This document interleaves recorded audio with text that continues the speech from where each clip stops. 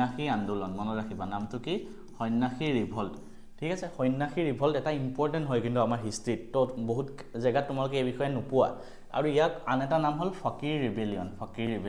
কেতিয়াৰ পৰা কেতিয়ালৈকে হৈছিল 1763 চনৰ পৰা 1800 চনৰ ভিতৰত হৈছিল এতিয়া দুখন কিতাপ আছে ইম্পৰ্টেন্ট তোমালোকে জানিব লাগে এখন হ'ল বঙ্কিম চন্দ্ৰ চেটাৰ্জীয়ে লিখিছে দুইখন এখন হ'ল আনন্দমঠ আৰু এখন হ'ল দেৱী চৌধুৰাণী ঠিক আছে এই দুখন কিতাপ নাম মনত ৰাখিব বঙ্কিম চন্দ্ৰ চেটাৰ্জীয়ে লিখিছে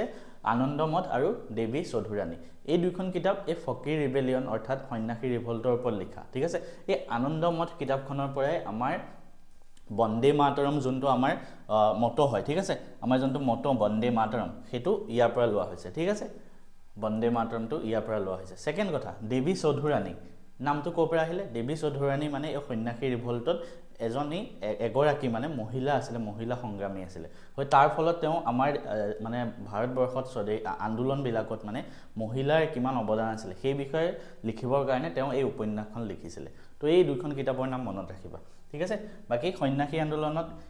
কোন আহিছিল সো জমিনদাৰ বিলাক আহিছিল সোলদাৰ বিলাক আহিছিল তাৰ উপৰি গাঁৱৰ মানুহ সকলো আহি